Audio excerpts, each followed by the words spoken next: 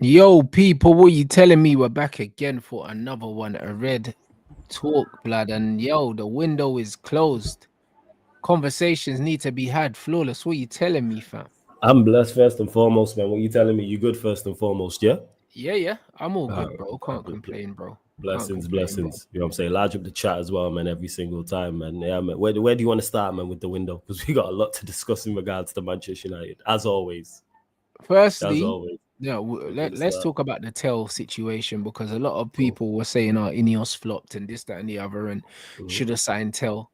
Have you seen this agreement with Tottenham, bro? Nah, it's a what's this, disgrace, man? bro. 10 million euro loan fee, blood. Yeah, that's Do you know crazy. what I'm saying? With an additional 2 million euros of salary covered, yeah, and an option to buy, yeah, not an obligation, an option to buy of 55 to 60 million euros, blood. Do you know what I'm saying? And Tel has made sure that he will have a decisive say in whether Tottenham exercise the option. So basically, he's going on a dry loan to Spurs for 10 million, yeah. And if he doesn't want to stay there, he's not staying there, bro. So basically, these men are just babysitting for Bayern Munich, and they're paying them 12 million for the privilege, bro. Yeah, the 12 million loan fee without an obligation to buy is crazy. Because normally with loan deals, if you pay a loan fee up front, normally, obviously, there'll be exceptions to the rule. An obligation to buy is there, not an option. Yo, man did the LeBron thing, got a no trade clause, man. Shout out to Tel. He did the deal, man, because he didn't want to go there initially because he rejected them. So he was like, you know what? All right, let me just go there and play on a permanent. Yeah. But then he's gone on a loan with an option of a permanent, which is again, it's just a normal loan because it's not a permanent. I don't get the loan fee. That's what don't make no sense. If Spurs did it without the loan fee, it would make more sense. But then again, they're in a desperate situation, so they don't really have a choice. When you look at where they are in the league, where their managers are, etc., the amount of injuries they've got with Solanke being injured, etc., they didn't have a choice, and he rejected them. Bayern had the upper hand. That's why I say all the time, I've said it on this platform many times, about A side and B side of negotiation. And that's what Bayern realized. They didn't have to get rid of him. But this is the thing, though. Bro, as much as everyone likes shiny new toys, this brother's got no goals this season, and he's a complete unknown quantity, in Premier League football. Paying 10 million euros loan fee for him is sacrilege, bro. And then on top of that, 2 million in wages. That's a 12 million package, for a player that ain't put the ball in the back of the net this season. Yeah, I don't get that, because it is potential. And obviously, you know what happens as soon as a Tottenham or United or whoever in the top club in the Premier League gets linked with a player, everyone knows everything about him. People ain't watched Tel like that. I would have took Tel at Manchester United simply because of where we're at and our lack of options. That's where I was at. Like when we spoke last week about 6 months. I forgot. It's not even 10 million for the whole season. It's like, that's it. So you see why we didn't, because we weren't really heavily interested in Tel. Same way we wasn't really heavily interested in Nkunku. Because if we were, I believe his agent used us and Arsenal. And when I say used us, he offered him to us because he didn't want to go Tottenham. No, he didn't want to go Spurs. That's what it seems like. Do you know what I mean? Because how are you going to turn down them on a straight permanent, but you're going to go there with a loan, with an option of permanent, an option that you're going to make sure doesn't get exercised anyway? I don't remember a loan like that either, where the player can decide. I don't remember that, like, specifically. Like, obviously, but if it's an option, obviously the player can say, "Oh, I don't want to be here." Yeah. That's true. That is true. But it's been the fact that it's been publicly noted. Because if it's an option, we automatically know these things. Like that he doesn't necessarily have to go there. Like Rashford doesn't have to necessarily say yes to Villa, for example. Negotiations can break down. You don't have to, unless you sign something in the loan contract saying, I will go here for X amount. Very, very strange. But Spurs were in a desperate time, so Spurs had no choice. They didn't. Like, look at where they're, as bad as we are, and we'll get to Manchester United, Spurs are in an absolute awful predicament. Probably worse because their manager's been there longer. They've been more unsuccessful. Oh, 100%, bro. And the money that the money that Ange has spent as well. Like, look where they're at. Like, their season will come to a screeching halt in the next 2 games because they got cup games. Obviously, you talk to your brother all the time, so you're hearing it firsthand in regards to their season's nearly over, innit? And It's saying that it shows they're more ambitious than United. I don't think they're more ambitious than United at all. I think they're more desperate than we are. Yes. They are exactly them for all the reasons I just stated in regards to as bad as we are. Spurs is everything worse. They're below us in the table. Haven't won a trophy in longer. Their manager's under more pressure Under because severe he's been there pressure, bro. A longer. lot of people are thinking that he's on He's going to block. get sacked. Yeah. I bet if we check the bookmakers, he's odds on. He's odds on. Like, you can't do that. And he spent money. It's not like he's been here 2 months or he's been here 6 months. So it is a desperation tactic. Like we mentioned as well, the injuries. Like Solanke's injured. We don't know what's going to go on with Son. Well, they got hella injuries everywhere. They needed a lift. They needed some form of lift. And that's what it was. 100%. And also, that's the Spurs owners kind of getting these players in because they probably heard the murmurings from the fans, and it's kind of just to shut them up. Like that.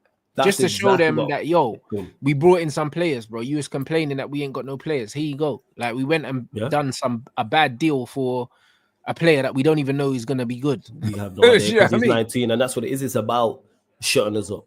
When it comes to ownerships who aren't serious, it's about shutting us up for a small period of time because we'll do that. So whether it's the shiny new toy and in this interesting tell, Arsenal, for example, and Troops mentioned this yesterday, them packing up City, there's no conversation about them not doing the business in the window just gone. Everyone knows what they needed. There should be, because they just battered Arsenal. I mean, they just battered Manchester City, 5-1, hold, stay humble, etc. It's not spoken about. Now, say City had won that game 2-0, 3-1 or something, what the conversations would be. That's what ownerships look at. Results, the odd trophy, results, and new players.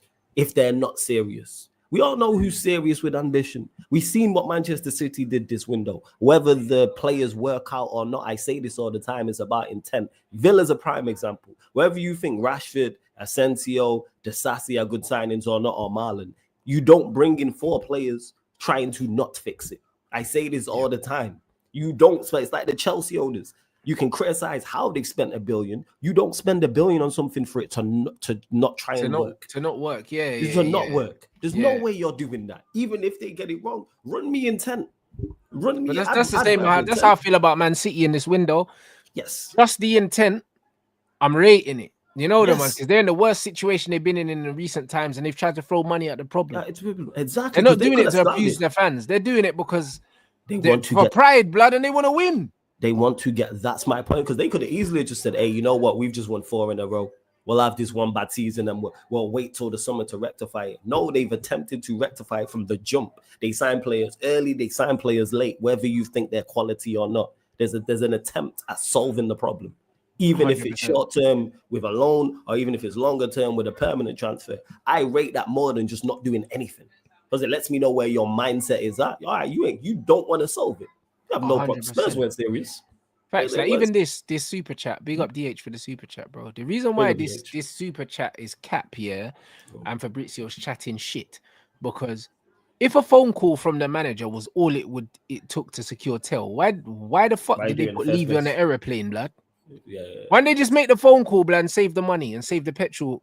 You get me? Save the flight fuel. You know that? Sent the wrong guy. You know that they sent the wrong guy, blood. Because if they sent Levy and he still got rejected, and all it took was a phone call from Ange Postecoglou, blood, then man could have all just done a Teams meeting on a laptop. That's exactly. Done a Zoom meeting, done a stream. Right, look at Zoom and that. Do you know what I mean? Because Ange wants to, as bad as he's been for Spurs, it comes back to intent. He wants to win. So sell him. Levy ain't fussed about Spurs winning. It's a money thing. The Spurs being successful on the football pitch is secondhand to him. That's why I talk to Spurs fans. This is why they're Levy out, Enoch out. Shout out to my guy Charlie, calls them the Levy cartel, all the guys upstairs. It tells you all you need to know, like, in regards to it. And this is what annoys me so much about United. And this, you see it all across the league. You know who's serious and who's not. Villa were trying to be serious, lost the round and went, all right, cool. We're going to respond to this. Even if the signings go wrong, whether you rate Rashford or not, which I don't, it's intent. All right, we're going to attempt. But hey. No, 100%. This is what it is, bro. Man is saying Rashford's move to Villa means Nike are entitled to reduce his sponsorship wage by up to 100% and can request repayment on some of the signing on fee they paid him 4 years ago. I don't know if this is true. Yeah, this doesn't sound all the way true.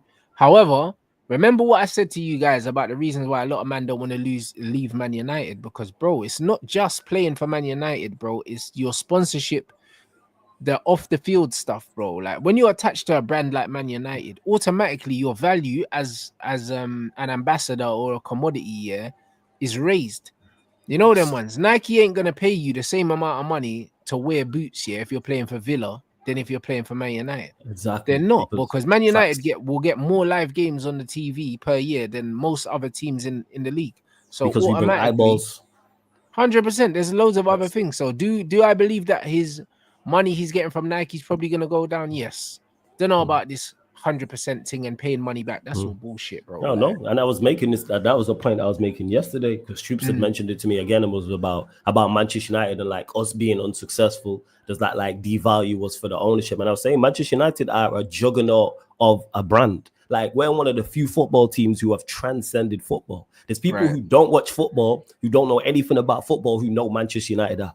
The badge holds weight, kind of like how you must mention there with Nike. The tick hold, you see the tick, you know, it's the McDonald's emblem. You see that, yeah, bro. anywhere, We're the Lakers, bro. Like yes, that's what Man United. That's it. You see there's people who don't know anybody who plays for the Lakers outside of LeBron and Luka who will know who the Lakers are. But then maybe another team. Kobe. They probably think Kobe still plays for the Lakers. You know, like that. Like it's just one of them ones. It's just the Lakers. Certain people transcend, like certain individuals transcend the sport, teams transcend the sport, and that will add into Marcus Rashford and his deals. Because if you go to any brand and say, "Hey, I'm playing for Manchester United," that guarantees you are getting a certain amount of eyeballs on you once you play. Like with Rashford. Rashford's one of the most well-known players in the Premier League. One of the best. No, but he's one of the most well-known. Easy. Yeah.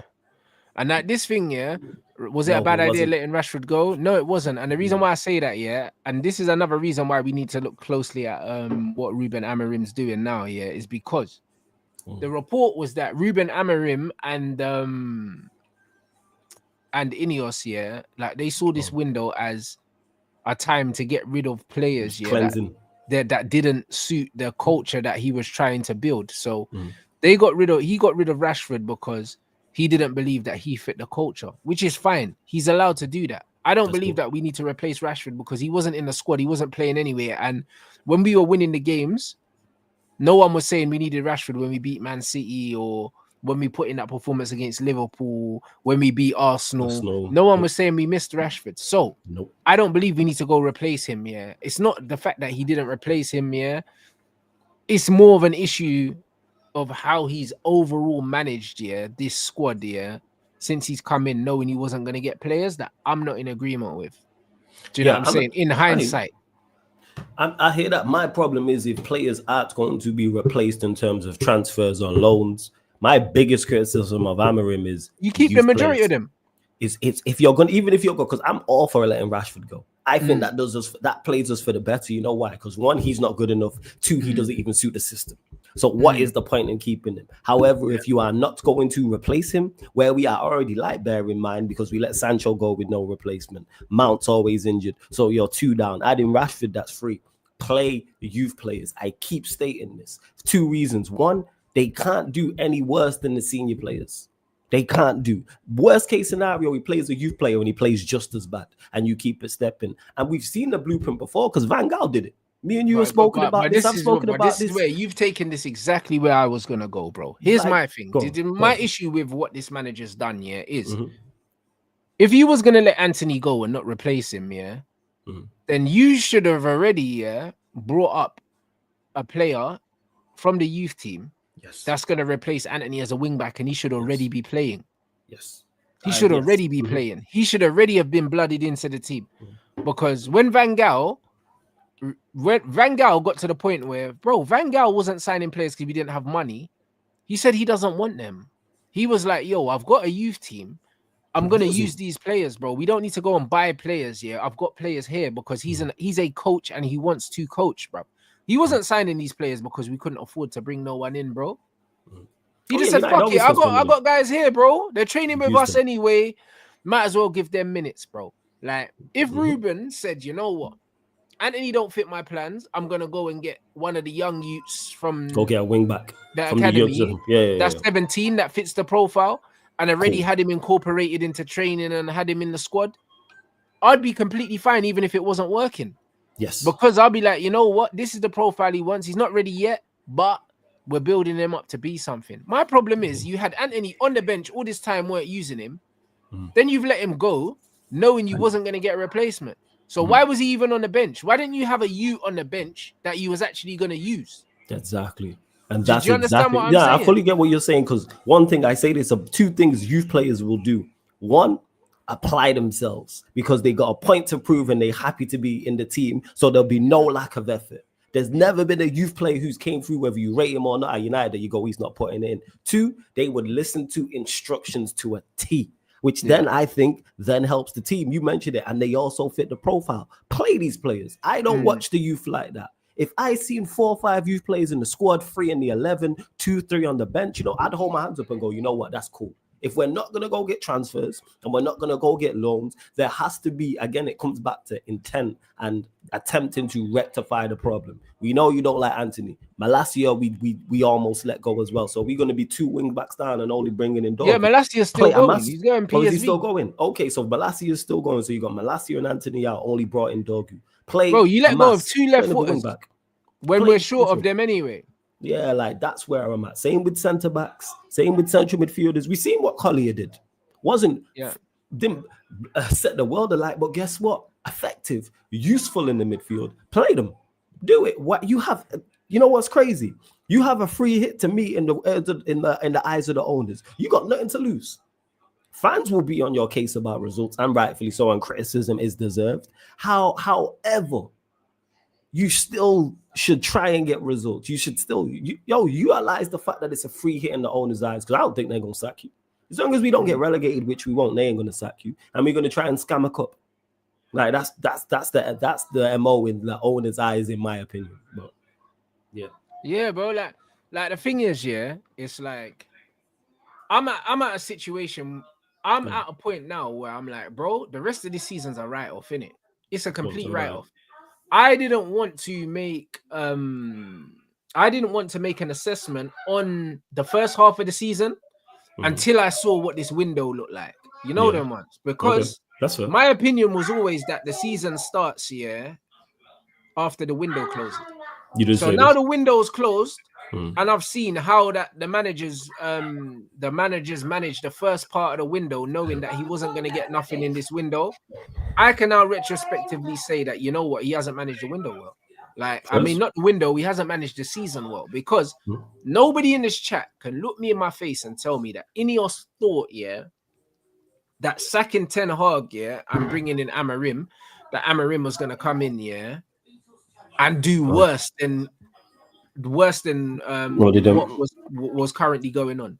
Facts. Bro, if Ineos thought that they were going to bring this brother in, and lose 5 of his 7 home games, they wouldn't have brought him in when they brought him in. There's no way they didn't expect him to do better. No, they of course they did. I expected him to do better. We all expected him to do better. We all expected him to do better in terms of Premier League results. Absolutely. But they looking at it and going, you mentioned about that, and it's interesting you put this in the title about the rest of the season as a write-off. I think the ownership wrote it off a long time ago.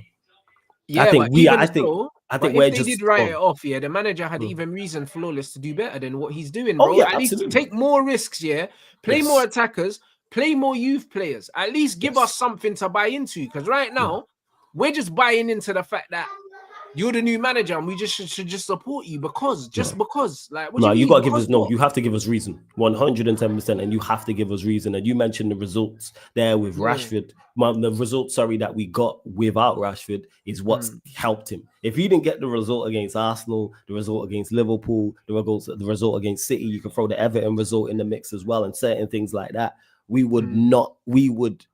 and his Europa League has helped him as well. The FA Cup and Europa League in particular, the improvements in that has helped. Because if we was in the playoffs or we had finished outside the top 24, whole uncomfortable conversations. And I didn't think Mohamed Amorim would do this bad. And it's now your time to turn it around. It's now your time to play youth players. All right, whether you've been checked or not this transfer window, because we don't know the conversations that had. I was saying bring in loans. They didn't bring in no loans. They brought in the one transfer.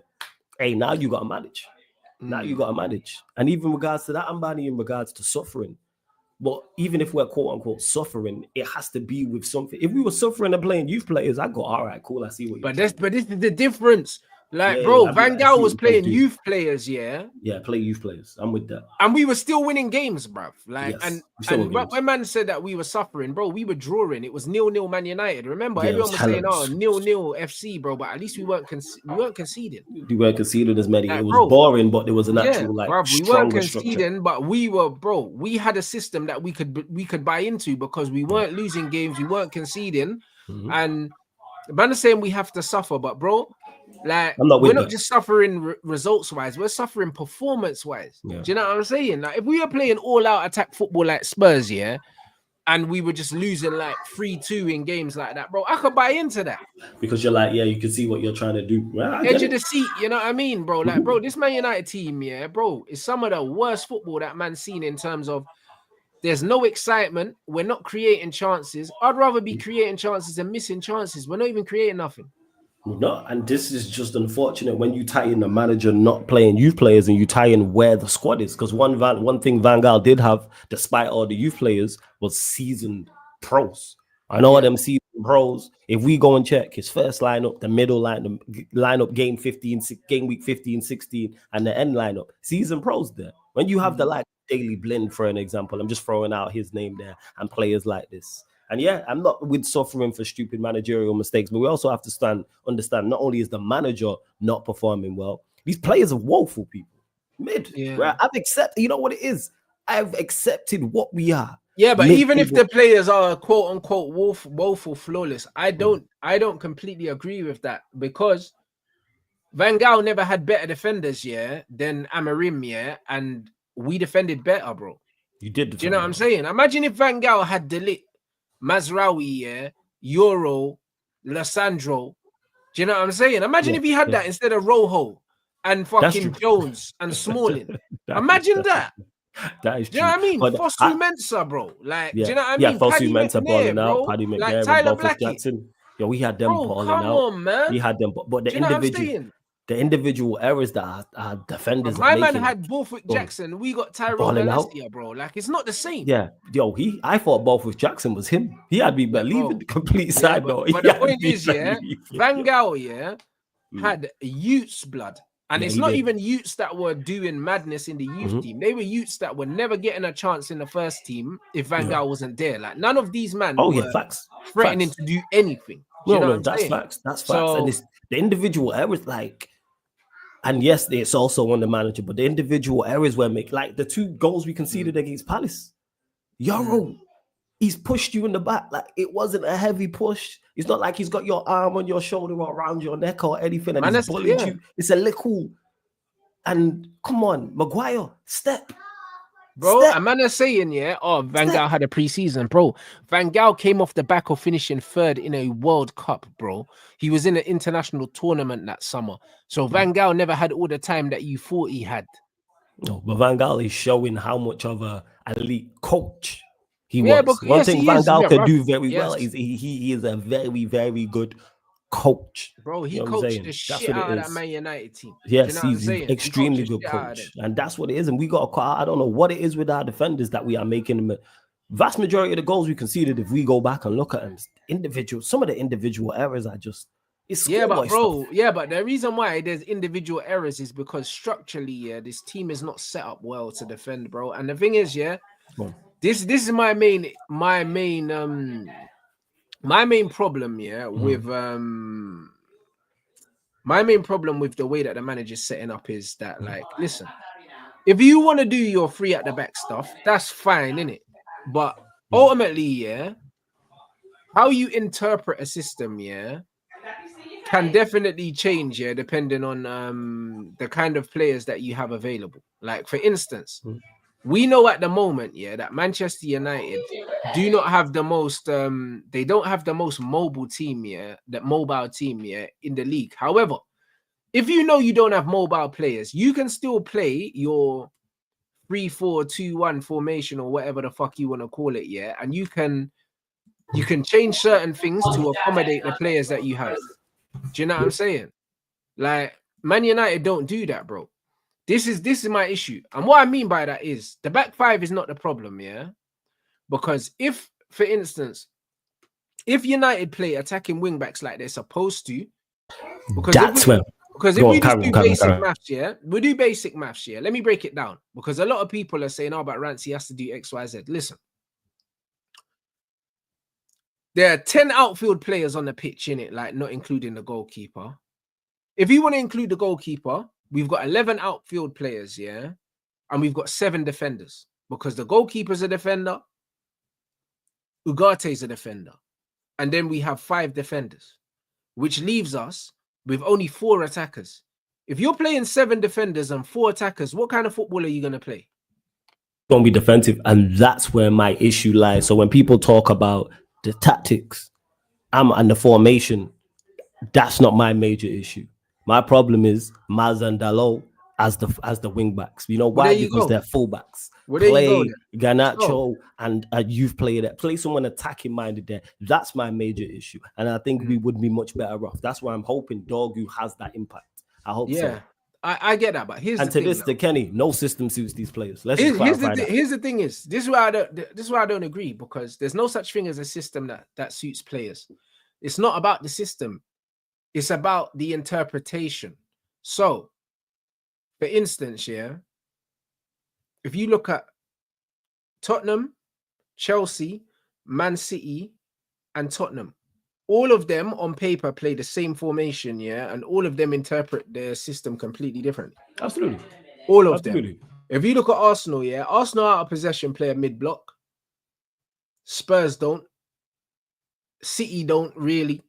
Do you know what I'm saying? And even if you add Liverpool in there as well, Liverpool play more of a mid-block hybrid. Yeah. Do you know what I'm saying? And they all play the same formation, yeah. Mm-hmm. Chelsea play a more of a higher up press compared to Arsenal. And guess what? They play the same system, bro. It's got nothing to do with system suiting players, yeah, and not suiting players. You have to look at the characteristics of the players you have, yeah, and look at Man United, yeah. Christian Eriksen, Casemiro, Kobe Mino. Most of our midfield players aren't very mobile.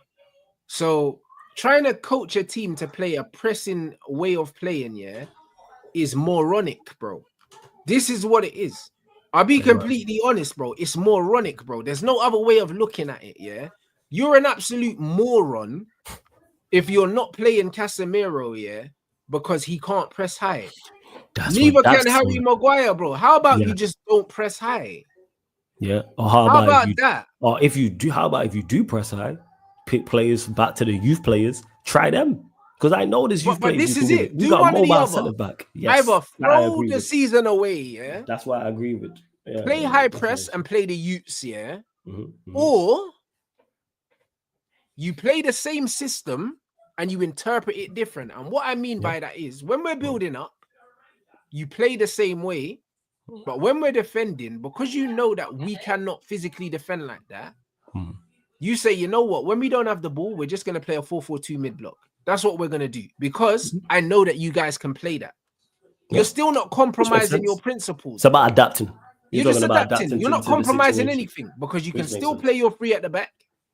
You can still do all these things, but you're adding a bit of insurance, bro, because in life, it's about give or take. That's what it's about, adaptability, bro. The reason why Sir Alex Ferguson, had such a long career is because he fucking adapted, mate. Yeah, his ability to adapt to he had to adapt, bro. We wasn't playing 4-4-2 when he retired. Yeah, we can't play 4-4-2 in 2013. No, they wasn't happening in 2011. What are we doing here? This manager has flat out, refused to adapt anything. I'm not saying play go from a 3 at the back to a 4 and play it because they're comfortable playing that. No, because adapt. Because we don't defend in a 4-4, we don't defend in a 4-3-3 or a 4-2-3-1 anyway. So your starting shape is irrelevant in football. You're saying adapt to the situation, which adapt your defensive structure, which I'm all for. Adapt your defensive structure, because we're playing a defensive team, but we're conceding more goals. So you fucked up. Yeah, it's crazy that way. How can you be playing 7 defenders and we're conceding more goals than we've ever conceded, bro? Yeah. Do you know what I mean? The Brits playing Ugarte and 5 defenders, and we're still averaging like 2 goals a game conceded. And we're conceding so much less shots than we was in the last guy. That's the craziest part. Wild, bro. We even conceded like 20 plus shots. It's not like Onana's being peppered. And you know why? We're conceding more high quality chances now. You know that one. Like you before, under 10 Hog, man were taking long shots and it was 20 shots and they were missing. But now it's It like, was more bad. It was more bad finishing under them. Yeah, we yeah. got kind And of. now we're just getting cooked, bro. Like every game, we're falling apart. It's not. Do you know what I'm saying? And the thing is, he's taking a piss, bro, because he knew he wasn't going to get 3-4 man in this window flawless. He knew. I hope he knew. He knew. I hope he knew, because you mentioned this in because he regards came out to, in a press conference and said we don't have money.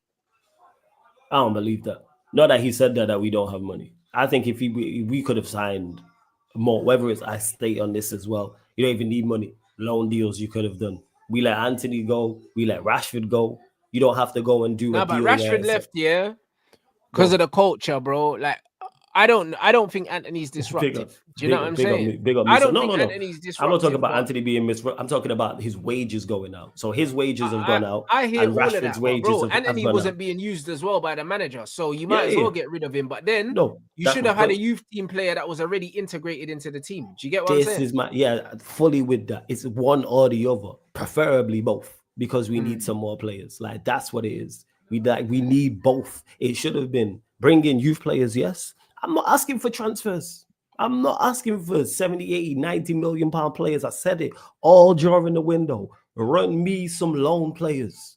Not even the best quality. If you would have run me a Regulon, a Sabitzer, a Amrabat, a Vekhos, not those names, but those that the level of the player being those players, I would have 100%. You know what? Cool. At least we're trying to rectify it. There was no attempt to try and rectify it, and we let money go out. You can bring in loan players for free. You don't have to be an obligation to buy. It don't have to be an option to buy. Yeah, but also we need to understand, that, bro, this manager, this manager, them man are talking about changing the culture, bro. This manager could be completely happy with not bringing in loan signings, because remember, Van Gaal didn't want loan signings, bro. He said, I'll use what I have. So let's see in the second half of the season, if the manager uses that if he uses the young G's, do you know what I mean? If he actually plays them, I'll back it, because then I'll be like, you know what? He's not happy with what we have in the first team squad, so he's going to start integrating these young G's. I'm completely cool with that. Play them. I've been saying this. Before the window opened, I've been saying, hey, I don't even know who the youth players are. Play them. If he didn't want loan players, that's on him. If he refused them, was like, nah, I'm good, that is wrong. And he's going to pay for that. Because like I said, we've let money go, and we could have used those wages to bring players in. Didn't have to be an obligation to buy. Didn't have to be an option to buy. Didn't even have to be a loan fee. There's players out there you can go and get. So it's kind of like, if you don't do that, you then use the youth players. Like, that's where it needs to be. And he has to pattern up. You mentioned there about the 7 outfield players and the 4 attackers, and we struggle to score goals as it is. Has to do better. You know what I'm saying? He has to. And hopefully with Dorgu, with Heaven, who he's brought in, Collier's there, etc., we see something different. Because bro, that man is saying this league's about jewels, you can't throw in youth. Let me tell you something. Garnacho is built like a wet shoelace, and he's playing week in, week out in the Premier League. So you see these little young IC3s we have in the academy, they're all more athletic than him. So you can't tell me, that Garnacho can play. But what's that little young black youth that's playing on the wing that we was... the wing back. I was just about to say, I forgot his name. I know you're talking about. I don't care. He could be 15, blood. He's bigger than Garnacho. So you got him. So of course, Jeremo, who says you can't throw in youth players, but there's youth players who do have the athleticism, and you don't even need to be super athletic. Collier's not super athletic, but you know what he is? He has enough of an engine, and he's mobile enough. That man Tato, bro. He's bigger than Garnacho now. Play him. Like what we doing out here. So you can play them. Of course, you can't just throw in youth players because our physical level is on the floor, by the way. Our lack of physicality in this league is scary, considering how physical this league is. It's woefully scary. Like, I keep stating this. I watched Bournemouth Newcastle a couple of weeks ago when Bournemouth packed up Newcastle 4-1. The ability of those two teams to break and go from box to box constantly. I was watching this and going, we can't do this. And it's not tactics, it's not a formation, it's simply personnel. And the fact that we look the way we do in this league is scary. So of course I want to play. I've said get some PMP. Dorgu adds to that. It seems Heaven adds to that. This Montano, you adds to that. That Heaven you is a unit, cousin. Yeah. Because he made Dorgu look small, blood, and Dorgu's over 6 foot. And he made him look like a youth. So it's like, yo, play him. That's where I'm at with the manager. Hopefully now with Dorgu, that's an attacking. He's gonna play him because that's his guy. So that's another attacker on the pitch. So you've got the front, you got a striker, the 2 10s. You've got a wing back. Hopefully one of these attackers as well. Listen, we had 2 shots on target, Timmy. That was woeful from our attack. But our attack's been woeful.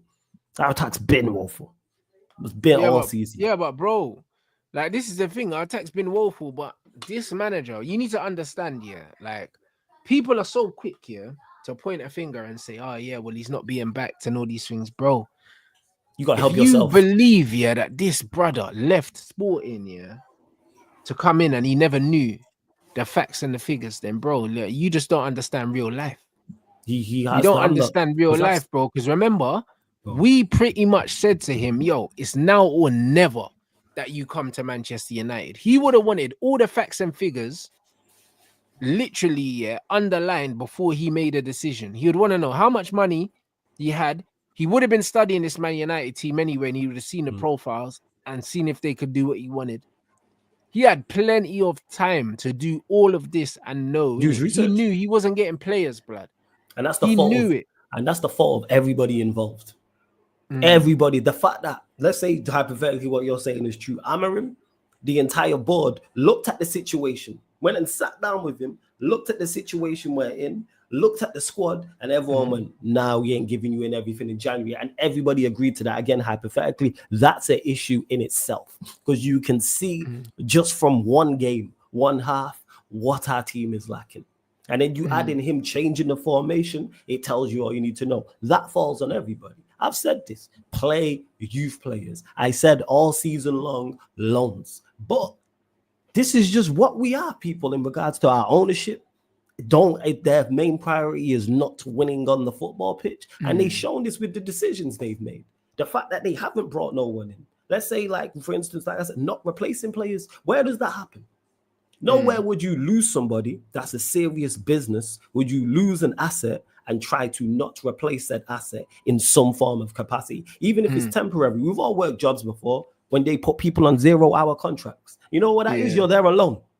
If it's you got a 0-hour contract at your job, you are there on loan. It's, when we need you, have that. We don't even have that. This is why I was screaming about loans, but this is what we are. We are scam artists and been scam artists as a football club. We are Ponzi scheme FC. Shout out to my guy Real King, because he told me this. He said, you've been asking for loans all month long. I was like, damn, you right. Ponzi scheme, scamming. This is what we're at. I'm just at acceptance of, this is the club. And hopefully, but of course, Amorim has to do better. And I want him to do better, of course. Yeah, but no one's talking about that flawless. And this is my problem. My problem is, the lack of accountability.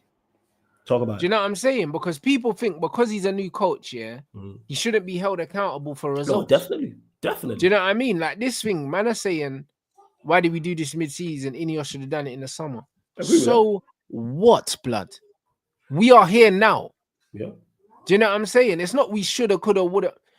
If anyone fucking here in the chat is sitting me here telling me that they thought United would have lost 5 of their last 7 home games, under this new manager, you're a fucking liar, bruv. No, I never thought that. I thought it was none of you lot saw this coming. So don't tell me about what they should have done in the summer.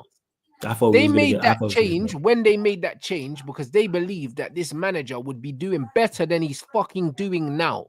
Absolutely. Period.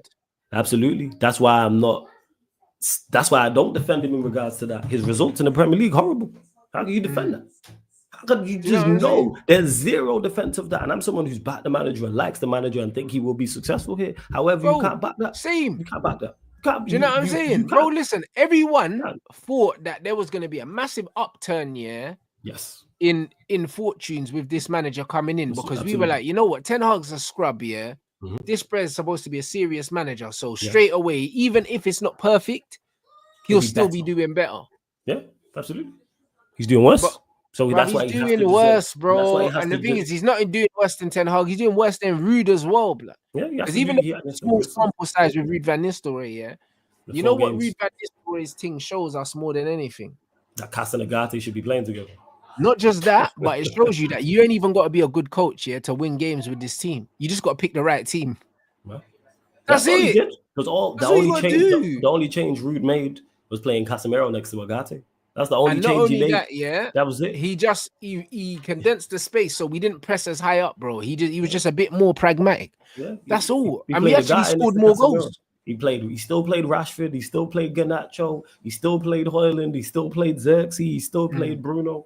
And that's what that is. These players are not going to help you at all, Amorim. And if you've not figured that out, that's on you. And I know, and what makes it even worse is, I know you figured it out by what you say in press conferences, what you've said about Garnacho, what you said about Rashford, what you said about Maguire. People can go check these things where he said all the things we stated in regards to these players' weaknesses, but then you can't play him. I'm paraphrasing, but he said Garnacho can't play in the 10. He said Maguire can't it struggles when there's a lot of space around him. I'm paraphrasing on these things. So yeah, perform better. And it's on to Leicester, and then I think it's Spurs. You gotta get some wins, 100%. But yeah, of course. Yeah. Of course, to this Adiso, of course, Ineos said they're not blameless. Because if Amorim was flying, we'd be crediting everyone. So when he's not flying, we're criticizing everybody, including them. Everyone knows my thoughts on them, but Amorim also has the whole criticism. And I'm fine with doing it here because Rant's United fan, I'm a United fan. This is in the safety of us. I just don't like hearing it from rivals. F them. You know what I'm saying? But facts, bro. But this is the thing, though. Yeah, look at this. Man saying most of the blame goes to Ineos because they messed up everything with keeping Ten Hag in the summer. Again, why a man doing cartwheels here around just holding the manager accountable for the results, blood? Yeah, hold him accountable. I think what he's saying here, I could be wrong because Adisa will probably respond and others will. An awful situation has been made worse. But Amorim, the reason why I have to hold you accountable for that is because you knew what you was getting yourself into. You was not unaware. Yeah, and I expect now. You weren't unaware. Yeah. Go on. I hear what man's saying, yeah, but how does stating the obvious, yeah, make any difference to the results, blood? Like, do you know what I'm saying? Now, it doesn't make no fucking difference, bro. Because people don't like that. You know what I'm saying? My man, when I was on Saeed's channel on Sunday, madam, because I don't read comments, dropped it in the chat, and someone was like, "Yo, I hate Flawless. He states the obvious." So what am I supposed to say? What am I supposed to say? People no, because man are saying but Ineos should have sacked him in the summer, which they didn't. So what? Yeah. So what now? You know the ones there. We're talking about what's happening now, bro. You're telling me what they should have done. You know them on certain mans, yeah. Fucking mum should have had an abortion, bruv, and they're still here. Bro, it's the truth, blood. Why are we talking about what should have happened? You know what? Some people should have been aborted. I do agree with that. You don't have to use that analogy, but I hear you. Like, I keep saying this, Thanos was right. You know what I'm saying? He had the right idea, it was just terrible execution. Thanos was right, man. Imagine the next brother that turns out to be like a mass murderer or something like that. Imagine if I said, "Oh, you know what? No, his mom should have had an abortion and this wouldn't have happened." Is it going to bring people back? No, it's not going to bring people back. No, it's not. Okay. I think people that stems from people, like I said, it's just an absolute dreadful situation that has been made worse. Like I said, I've made my thoughts clear on them. Everyone knows that. Are they part to blame in this? Yes, because it's Manchester United as a whole. And if we're successful, everybody gets praised. So if we're terrible, everybody gets criticized. Where you want to proportion blame's a whole different conversation to everybody. But this, we're talking here about Amorim. You have to do better. Everyone have to do better. Is tiptoeing around the fact that this manager's failing. Do you know what I mean? And then they're trying to look for all these other reasons as to why he's failing. No, you're failing, yeah. Because you're making bad decisions. You're failing, blood. You know what I mean?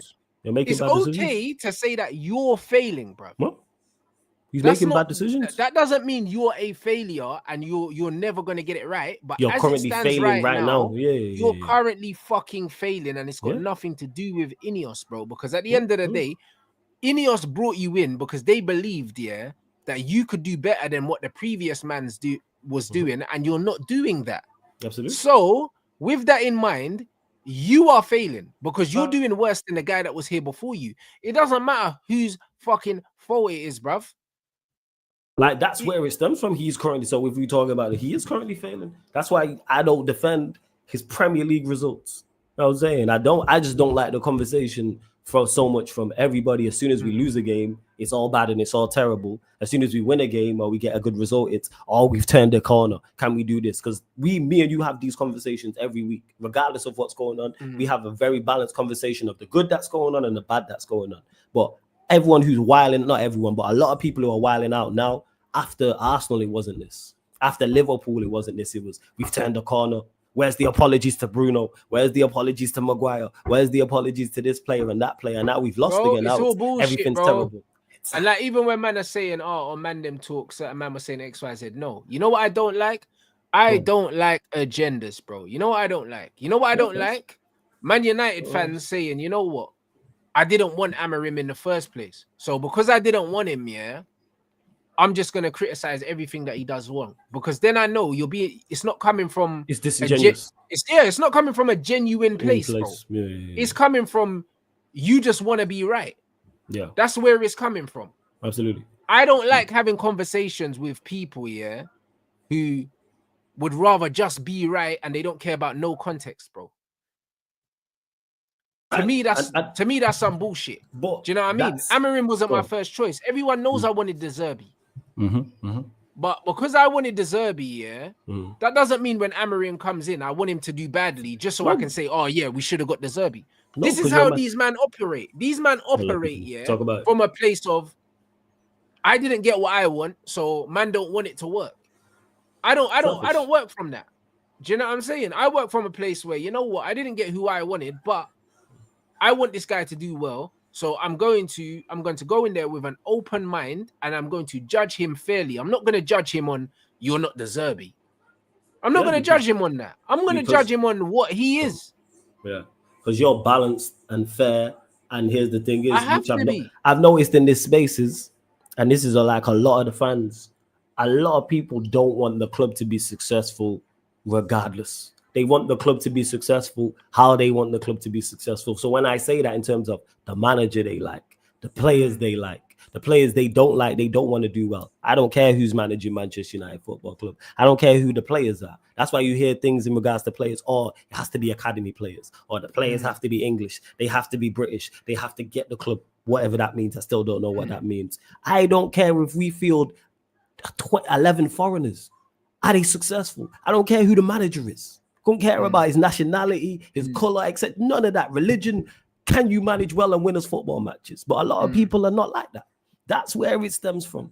Because I've said this, Flick was my first choice in the summer. Once he gone, I was like, yeah, bring in Amorim mid-season. And of course, I still think he'll be successful. However, he is currently failing. So when people question, I can't sit here and defend 5 losses in 7. I can't defend that.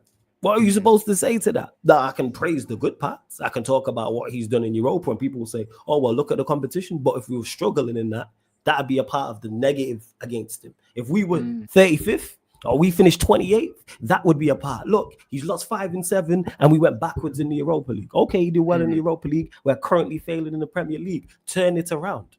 You know what I'm saying? But yeah, I'm not like, if people who want to be right, leave that to them. And anyone, I'll say this, anyone who's Amorim out now didn't want him in the first place. Facts.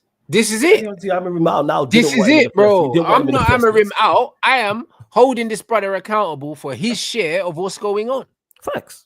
That is it. Same way you would a family member of Brethren. It's not like you're not a family member of Brethren anymore. Like, nobody goes without accountability.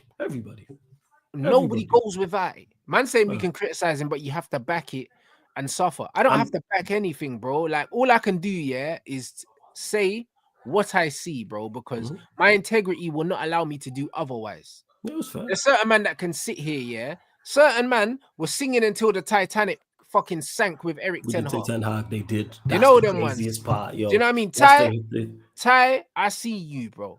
I see you out here, yeah. This brother is probably still upset that Sancho never apologized to Ten Hag. That's why he's doing Sancho hit pieces on Instagram, bro. Like, Sancho still plays for us. He don't play for us no more. You know, like that. Did he criticize Sancho for his Chelsea performance? Why do you care, bro? You don't play for Man United no more. Why are you still watching man's performances for, bro? Do you know what I mean? Man's moving like Sancho cheated on him or something like that, bro. He don't play for us no more. Why do you care how he played? Do you understand what I'm saying? I hear the point. Why do you care? The reason why you care how he played is because you saw it as Sancho versus Ten Hag, bro, and Ten Hag was your guy, bro. I don't care, bruv. That's my thing. I don't give a shit, blood. Ten Hag's not here no more. Sancho's not here no more. So I don't care, bruv. I'm not watching Chelsea and saying, oh yeah, he played well, he didn't play well, bro. He's not my problem no more.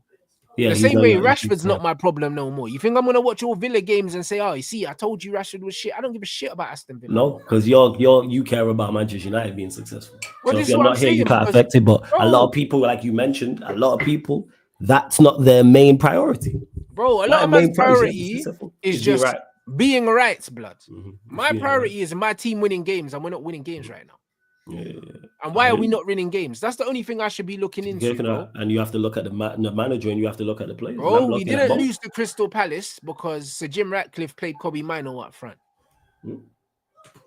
That's not what happened. Facts. Do you know what I'm saying? That's fair. Like, and even if, yeah, man are saying, Ineos brought Amorim in the middle of the season, bro. They brought Ruden in the middle of the season, bro.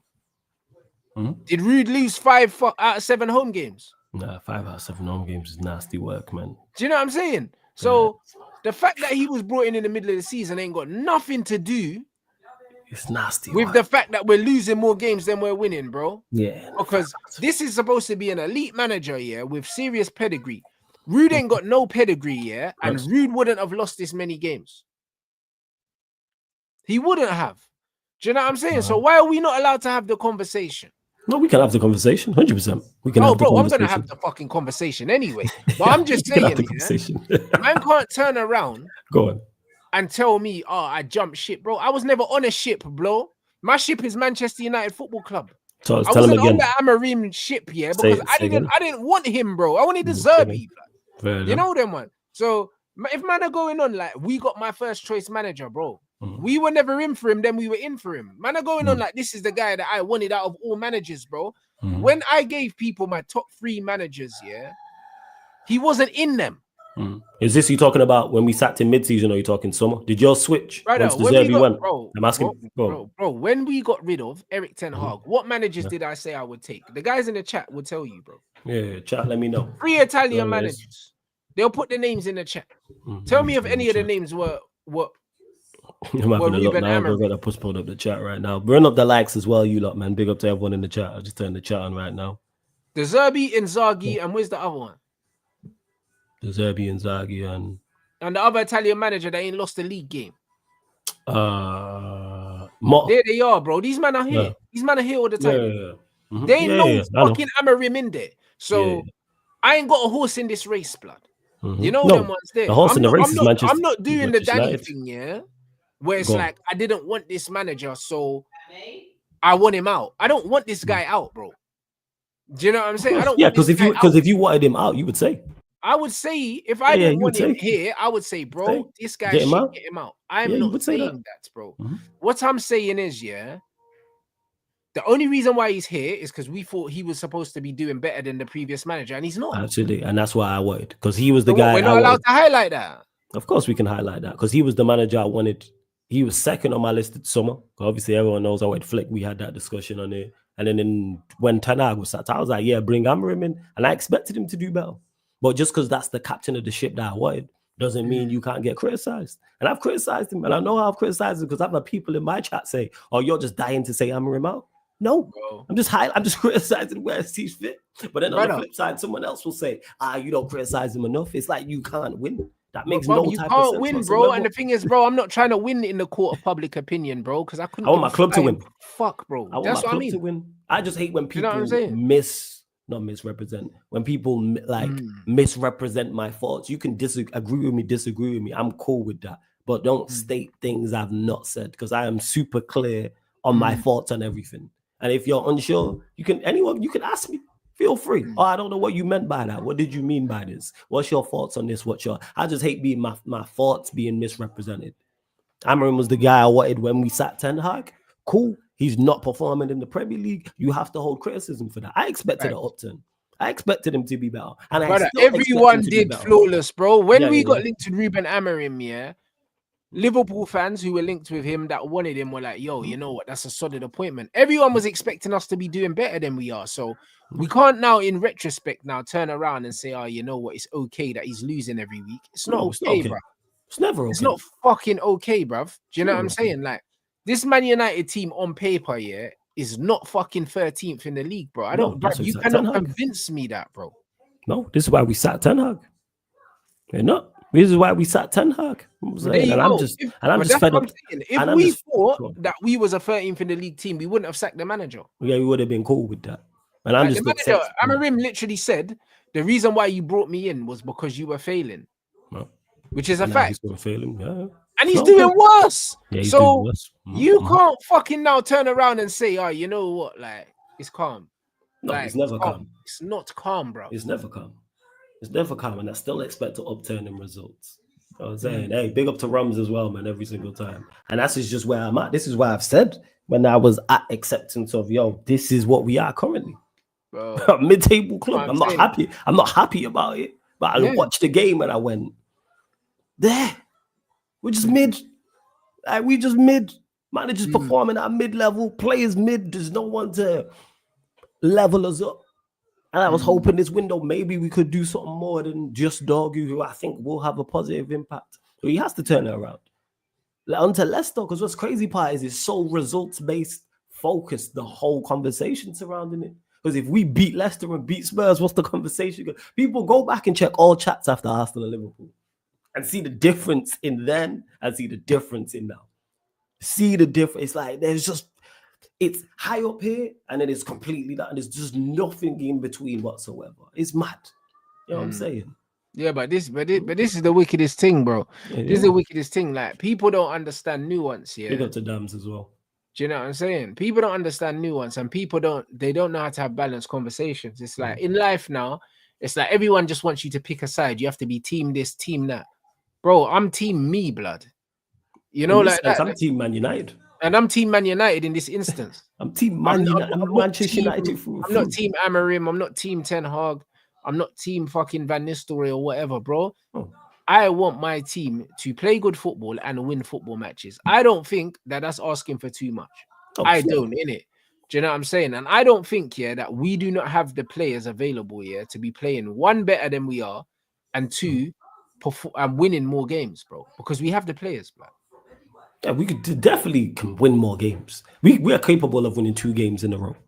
That is without doubt we are capable. Shout out to Saeed, the 2-game challenge. We're definitely capable of that. I've just had it up to here. Like I said, we are Ponzi Scheme FC. We've been scamming.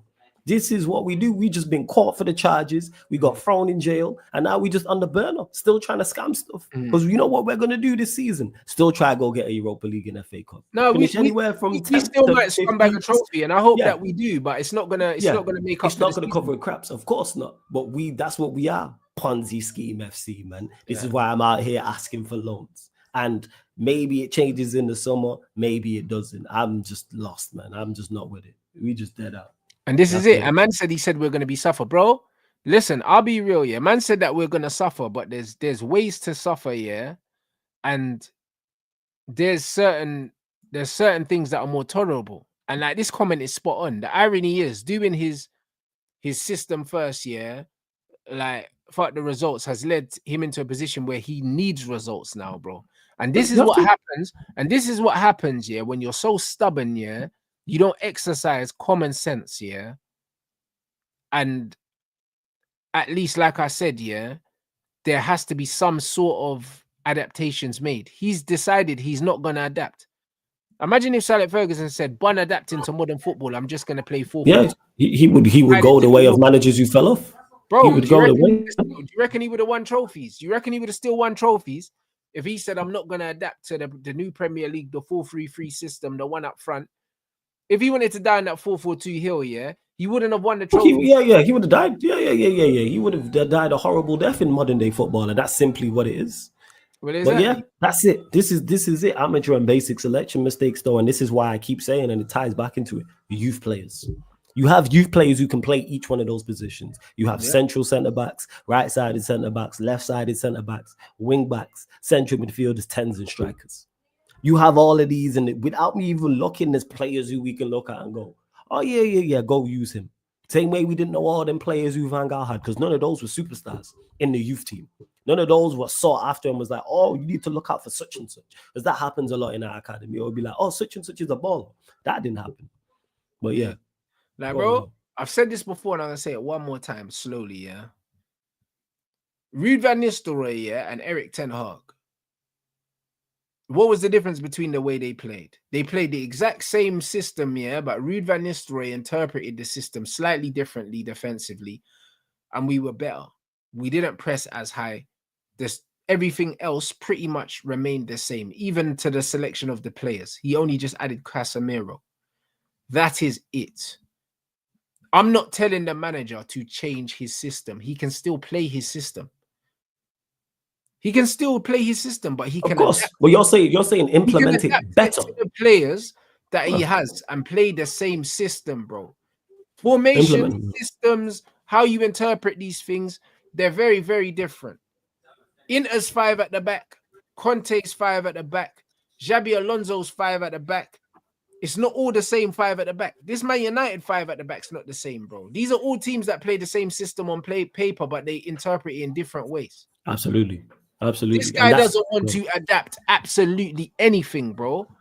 And that is a disease, bruv. Do you know what I'm saying? It's a disease. I'm listening from. And that's why it doesn't even make no sense. And that's why I say when people say, "Oh, it's a formations issue," or system, no. Utilize it better.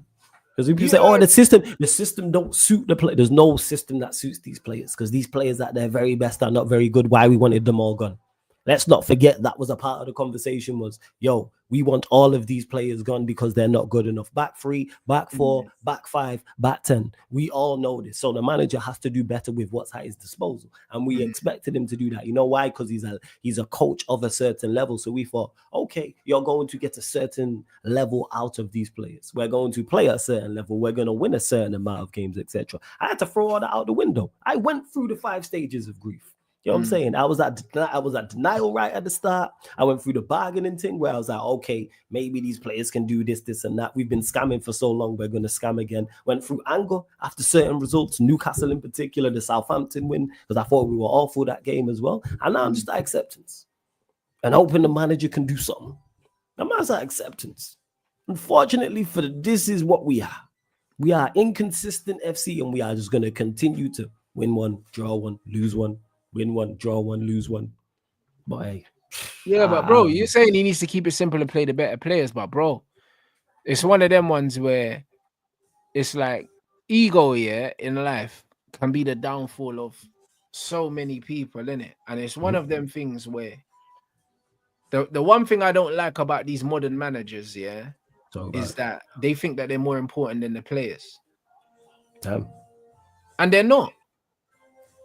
Talk about that's the reality, bro. Like when I see Pep Guardiola and a lot of these other guys, and this is why I don't like what they call these hipster managers. The reason why I don't like them in general, and why I would never, as an individual, who has a strong mind myself, I would never like to play for a manager like that, bro. What is he too systematic? Is it too instruction based? You as a manager, I don't care what you say or what you think you can see, like if you don't trust your players on the pitch to do things, then what is this, bro? You're not controlling man with a remote control, blood. You're saying it's not FIFA? No, it's not FIFA at all, bro. Because the thing is, for example, Pep's Man City, Pep's Barcelona, the football don't look the same. You know why? Because they don't have the same players.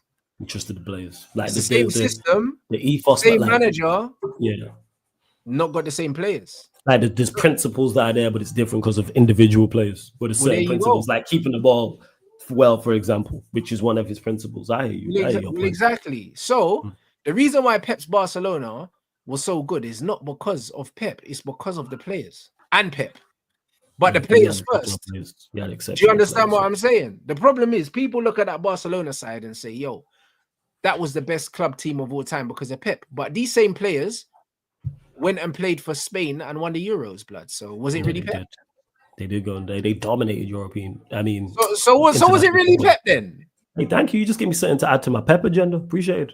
Do you understand what I'm trying to say? Yeah. Really Pep? They went and just won with someone else. They won 2 Euros in the World Cup. It was Euros, without World Messi Cup as well. Yeah. Do you see what I'm saying? So here's the thing. So when people give Pep all the credit, for that Barcelona team, they forget that same Barcelona team went and won the World dominated. Cup and the Euros. So Euros, World Cup, and Euro 3. They won 3 in a row. Pep Guardiola was the beneficiary of having a generational team, and not the other way around. Do you get what I'm saying? Yeah, I get you. So 100%. this is where I am. So when you look at this team right now, you can have good managers and this, that, and the other, but ultimately it's the players. Like Louis van Gaal, generational manager, bro. He done amazing things with Ajax, but then when you go through the team and you see Seedorf and it's like, bro, he had quality. Everyone had quality. He had quality individuals. That Ajax team was serious. Find me a manager that's had the dead ballers and done bits. Even when you look at Jose's Inter team, when you go through the players, you're like, yo, there's still quality there, man. These are ballers. Do you know what I'm saying? Like, bro, that Inter team weren't shit.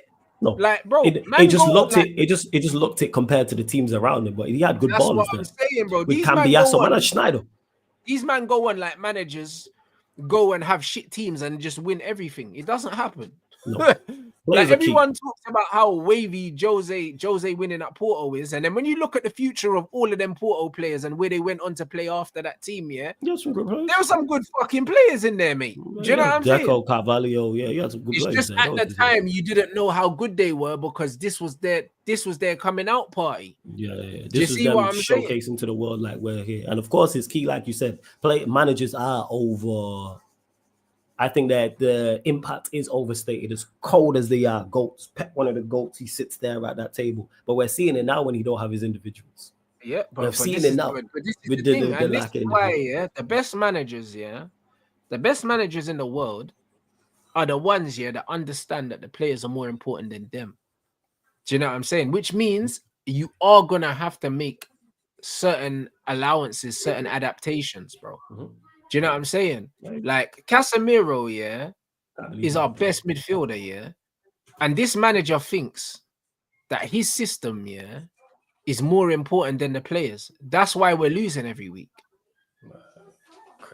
That's the reality. Like people don't want to admit it, but it's his arrogance, of thinking that his system, is so good that the players aren't important. Well, clearly they are, because you're losing every week, bro. Do you see what I'm saying? Like, this is what I mean. It doesn't make no sense, bro. There has to be a compromise, bro. Do you know what I'm saying? That's why man have to rate what Arne Slot has done at Liverpool, because it would have been so easy for Arne Slot to go into Liverpool and say, you know what, let me just continue what Klopp done because he was winning. But he adapted to it. He adapted. That's what he did. But he adapted to it. And the thing is, he's not playing with Liverpool the same way he played at his previous club because he doesn't need to. He got different players. That's right. And even adding into what he has, what he also has there as well. Talented players. You know what I'm saying? When you have Alisson and Van Dijk and Salah, Arne Slot came in, and I watched his interview. And the brothers, you know what Slot said? Slot said, me and Klopp, we have a lot of similarities. There's a lot of things that Liverpool already do well. I ain't gonna touch that. That's what he said. He said there's a lot of similarities between me and Klopp, but there's some differences. There's a lot of things that he already does well. I'm not gonna touch that. That's what he said. That is someone that's humble enough to know that if something's broke, you don't fucking try and fix it. Man. Oh, absolutely. He didn't come in saying, you know what? Klopp was a good manager. I'm a good manager. He had his time. I'm gonna do my thing now. He never came in on that energy. He came in on the energy like, bro, there's certain things these men can already do. I'ma just leave that there and add a bit of seasoning to this. And this is why these men are top of the Champions League and top of the Premier League. He's smart enough to realize what he's got going on. Yeah, he's smart enough. My man came into the kitchen, bro. He saw the stew on the pot. Do you know what I mean? Man got the spoon. He tasted it and he said, yo, what does this need? You know, like that. Man will just add a little bit. You get me, man? Just a little piece. Like, you get me? Man's not going to pour this all out and start again. Man's just going to say, yo, what does this need? Do you know what I'm saying? Little paprika here and that. That's what he did. That's what he did.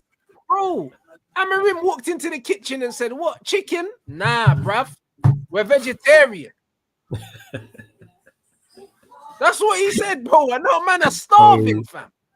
Yeah, it's peak. You know what I'm saying? Yeah. Hey, shout out to the vegetarians. I don't know how you lot do it, man. Bro, You know what I'm it's saying? crazy. I can't live my life with no chicken, no Man, blue man out here sardine. eating cabbage now.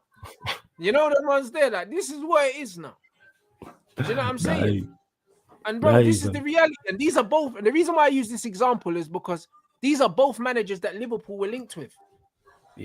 Both of them. He was linked with both of them. I remember saying Both Liverpool of fan them. saying, "I want them. I don't want such and such. Or I want such and such, etc." I hear you. I hear you. But this is what I'm saying, bro.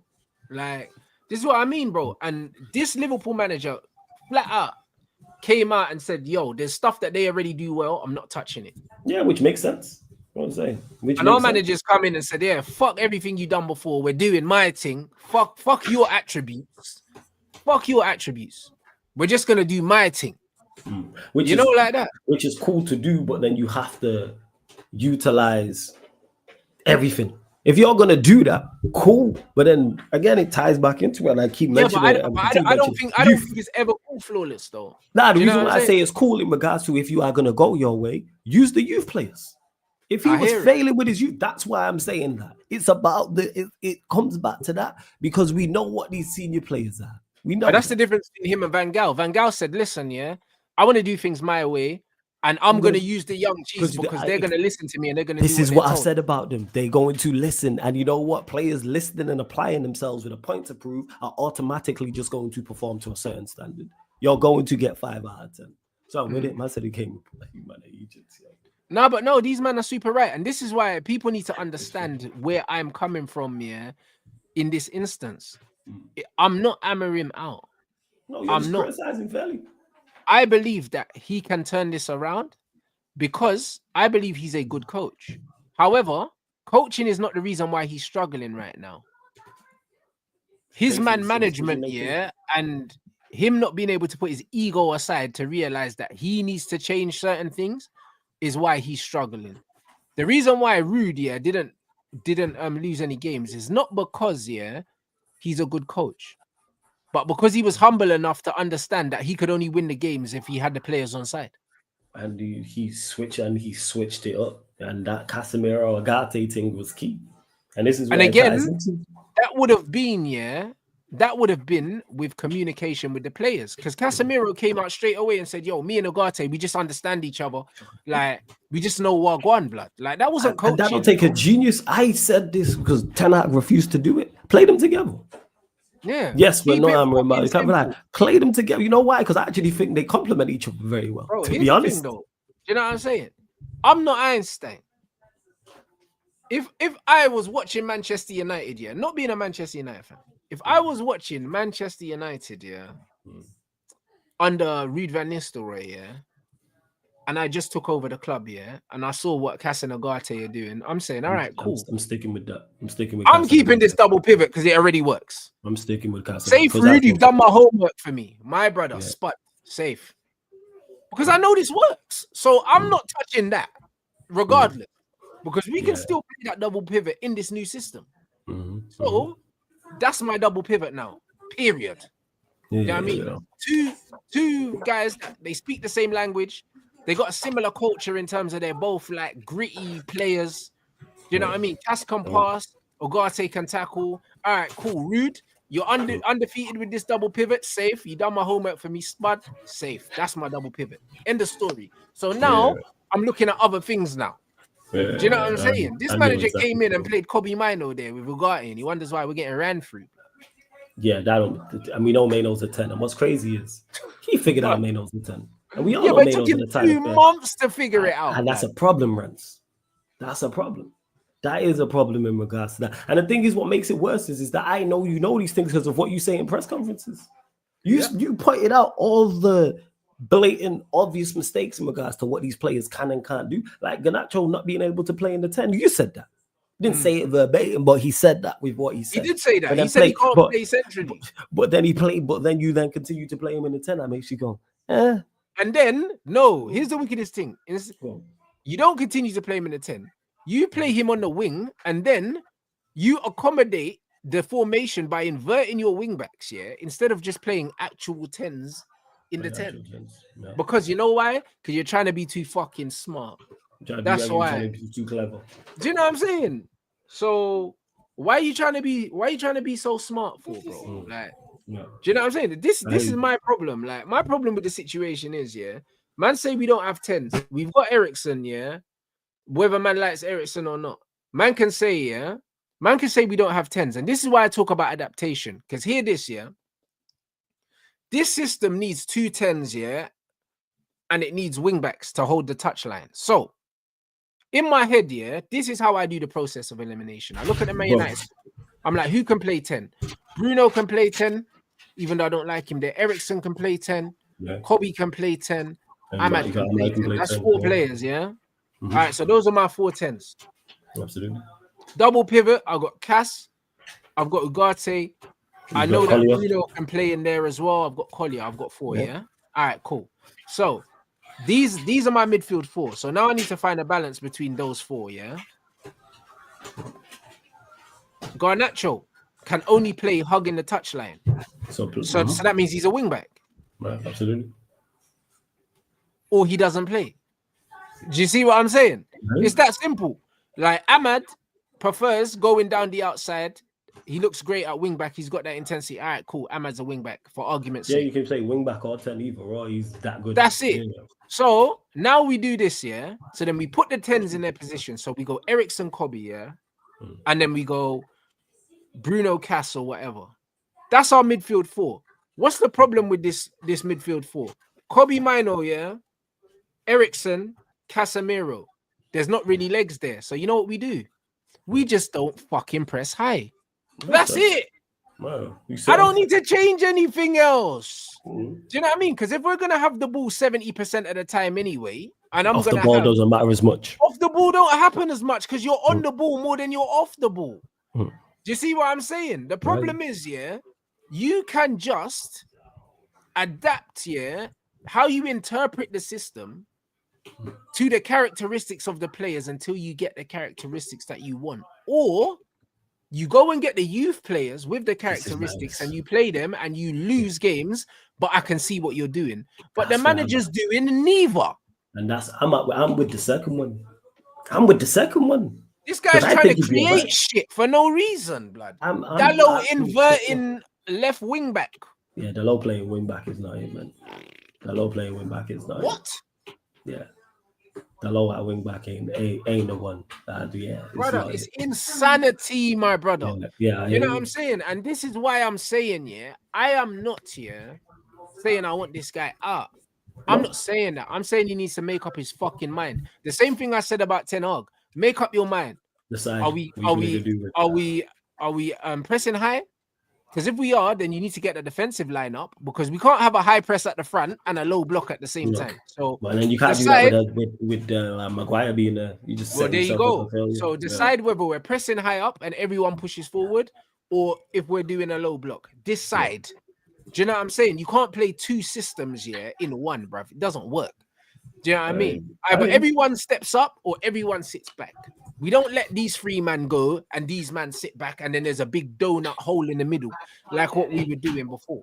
So I'm saying to Amorim the same thing I said to Ten Hag.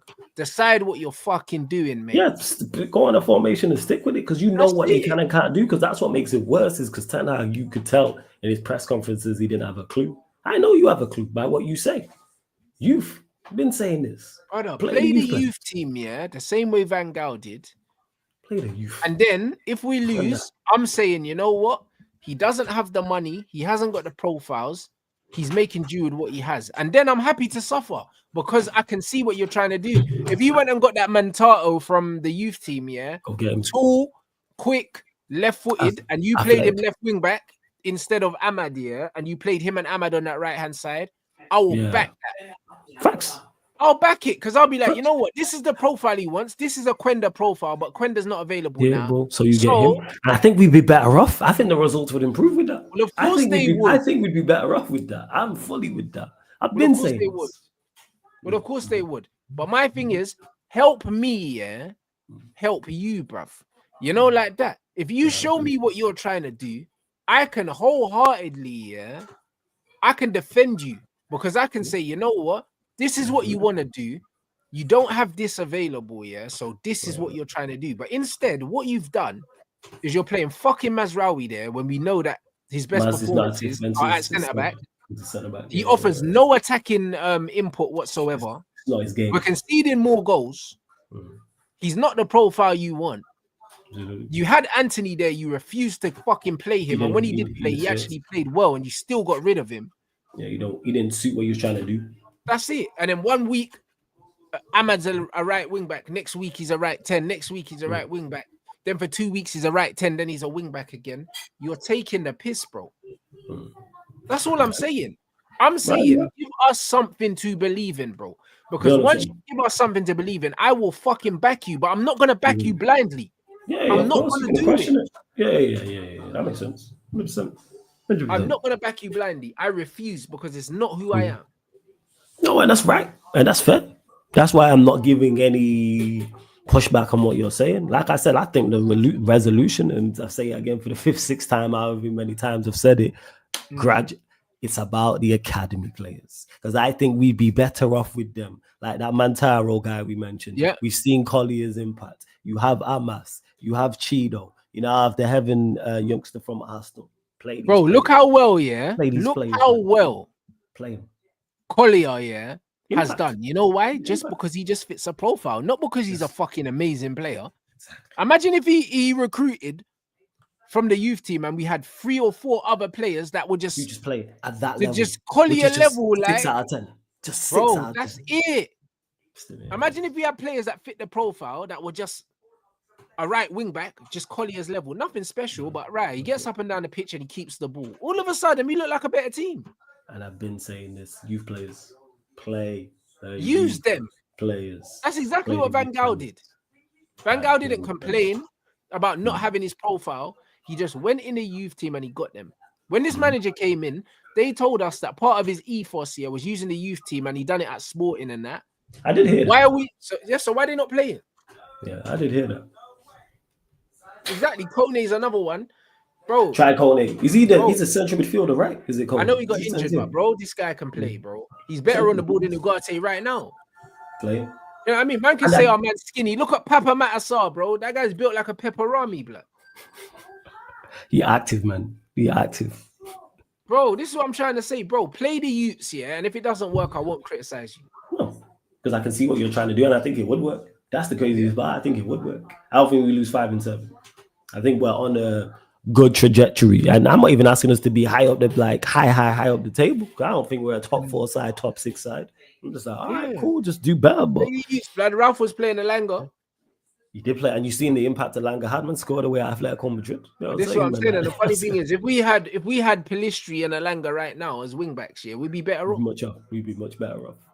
Much better off because they fit the profile, not because they're amazing players. Profiles, man. We know how key systems are. Yeah, we know how keys, and I get people say, yeah. And this is it, bro. Amorim does know this. Amorim literally said, yeah, his words. He said, "I need time, but I need to earn that time." Facts, because he knows time's earned, not given. He's a very intelligent man. He's fully aware that time is earned, not given. Well, there you go. So if he understands that he needs to earn the time, yeah, then also he needs to earn, yeah, my trust. Absolutely. And he's not earning it. That doesn't mean I'll win him out. No, because he did say this as well. He said, if I don't get results, you lot will be here questioning me. He said that. Hey, that's smart, Dogu and Ericsson, because they're Danish. I hear that. Yeah, I hear you on that. He's got options. And settle with a back three. And settle with a back three. And when I say settle, the 3 whoever your 3 center is chopping and changing at the back don't help. Settle with a back 3. Whatever that 3 is, play that week in, week out. All this rotation, I hear it up the pitch. As the centre backs, no. Play 3 centre backs. Whoever them 3 are. Martinez is now injured, so whether it's Delete, Maz, Yoro, Maguire, Heaven, whoever. This is why if you've got Lenny Euro there, then you need someone there that can communicate well with him. Like play Euro with Mazraoui, bro. Do you know what I'm saying? Do that. And it's just one of them ones. If you go Euro, Maz, and Delete, I go, all right, cool. Just pick a 3. Don't change it the next game. Pick a 3. We know continuity is key, especially when it comes to defenses. So do that. I hear you. 100%. It's just like when you look at Villa, yeah, they've got Watkins Rodgers, yeah, and now they got Rashford because they got 3 English youths. There's gonna be chemistry there automatically. They'll be all right Like, because whether there's you rate understanding. man or not, bro, like there's chemistry there because man them are just there. Like, Yeah, you get me? it's gonna be an understanding. Like you need certain things. You can see that Ahmad and Kobe are brethren, blood. So play them on the same side. I'm with that. No, Because that's you bro. see the link up. You see the link It's up with those two. common sense, bro. Like, you don't need to be no genius manager, bro. Anyone in the chat can say, "Yo, Ahmad and Kobe always posting each other on Instagram. Play them next to each other." Because they link up well. And we've seen them link up for the offside goal against Come who on, was it? bro. Well, no, Fulham. Fulham it was It's the Fulham, yeah. offside goal. Yeah. Like, bro, like it's We've seen them. common Even if you play them sense. as 10s, like play them as 10s. Continuity is now key. Then you have to settle on an 11. That's where I'm at. Yeah, bro. Like I just think sometimes, yeah, man need to Complicating stop simple thinking. minds. Yeah, thank you. This is it. Complicating Like, simple and that's minds. what a lot of these modern managers, yeah, are fully trying to overcomplicate, yeah, football, blah. But there's nothing new under the sun. No one's inventing systems. No Facts. one's inventing formations. No one's inventing interpretations of the game, bro. You either have the ball, or you don't have the ball. And You're we either do well at attacking or keeping you're the ball. defending. That's the craziest part. We do well at keeping the ball. We actually have done that. It's just the problem is, and I've said this before, is what to do with the ball. But we've actually, most teams, we've had 65, 70% possession of the ball. Now do better with it. You've done half the battle. You've done half the battle. You a boxer, you've done half the battle now. Hey, you know what? You got your distance right so you don't get hit. You just can't hit nobody. Yeah. But defensively, you don't really you don't get hit like that. You get tagged every now and then, but it's not like you're getting absolutely pummeled. You know what I'm saying? And battered in the ring, but you got to attack back. And you just, continuity is key, man. Continuity is key. You got to start settling on the back three. There needs to be a core. Yeah, that's what I'm saying. Man saying he brought over his entire, so is it a group think thing? Bro, I don't think it is, but bro, you know what it is, yeah? He trusts his team, innit? He trusts his team. He's always had his team around him. And that's good. That's good in certain situations. You know them way there. Because the thing is, yeah, if you're wrong, them ain't gonna tell you anyway. You know them ones. That's the one thing about Sally Ferguson. His number 2 has changed loads of different times, yeah. Yeah, he's and switched him up. And there was people used to criticize Wenger because he never used to have anyone around him that challenged him. Do you know what I'm saying? Once you've been 10, 15 years in the game, you have to switch it up. Yeah. You can't continue because you have to have fresh ideas and you have to evolve. You know why? Because the game evolves, opposition evolves. That's why. 100%. And I think that someone needs to be saying to the manager, yo, like, try this.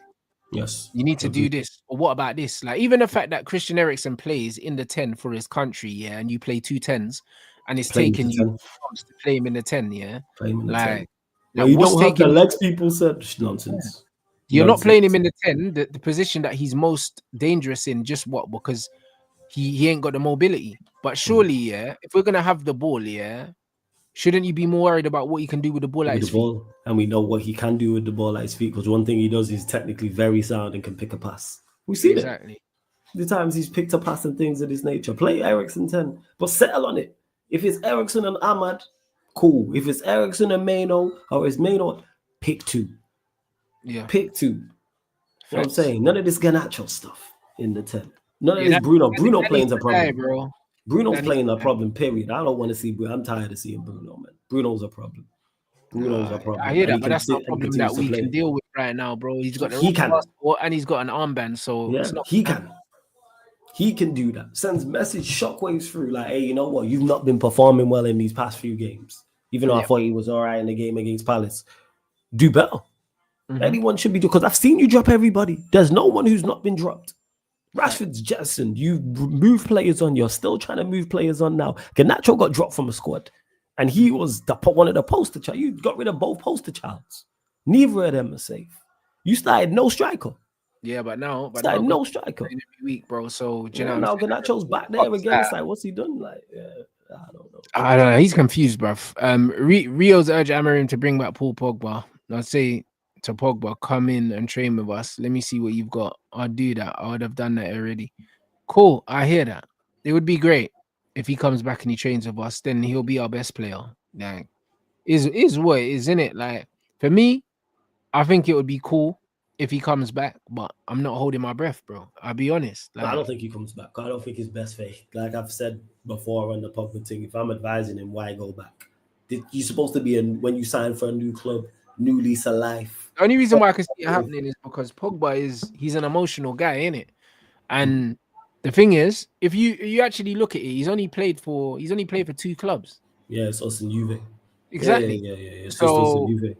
he just likes to go where he's comfortable, and also because he's got an affinity to Manchester and he's already got friends at the club. Yeah, I could just see him coming back because football's it's a thing where he just wants to enjoy playing football and he just wants to be happy, bro. Like he's just a vibes guy, innit? Like his vibes wants to be happy, and that's why I would advise him not to go here because instantly so just hella negativity. Right? Yeah, there's hella negativity surrounding you, not from fans, media on your case. You're under pressure to perform instantly, which players but you know what it is, and though. On the flip side, if you look at someone like Joao Felix, he's got all the ability in the world, but he spent his whole career, trying to look for a home, and he still can't find one, bro.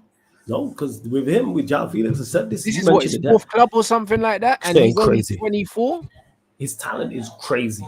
His talent is like, technically, I say this all the time. You just don't do enough. You just out there and it's like great for comps, but I watch you and I'm like, I'm still waiting to take over a game, do something, and they don't even necessarily have to be goals and assists. But I'm talking about impact. You just out there flicks and tricks and your mega, it'll look great, but there's never anything more. You know what I'm saying? You're a boxer whose highlight reel looks fire, but then when you look at their record, there's no knockouts, there's no major victories, there's nothing of note. But it looks fire in comps, like with Joao Felix. I would have took Joao Felix, of course, because we're in a state of absolute desperation. Look at our attack. But yeah, with Joao Felix, it's like, maybe, again, I think also you're the right player in the wrong era. Also, I just don't think there's anything that suits you. In this PMP physical mortgage, like where there's less Mavericks, you're also going to suffer because there's no one who I look at who's like Joao Felix, who is extremely successful. You need a little bit more. It's his 5th club, man. AC Milan. Fuck. Yeah. Like, man went on loan. Did he not go on loan twice to Chelsea? He went there, left, and then came back again.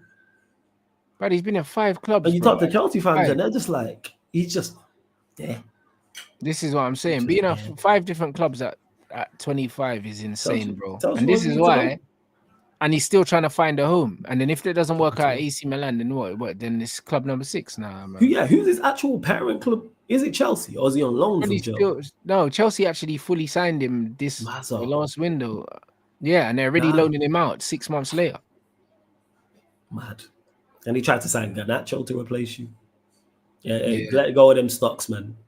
Yeah. You let go of them stocks. Anyone who's got Joao Felix stocks in 2025, give it up, man. Even when he plays for his national team, it's just like, Like, I think he's cold. Like, to this comment, I keep saying it's technically fire, but that's it. Yeah. That's it. It is what it is. Just something ain't working, guys. Saying ain't right. Saying ain't right.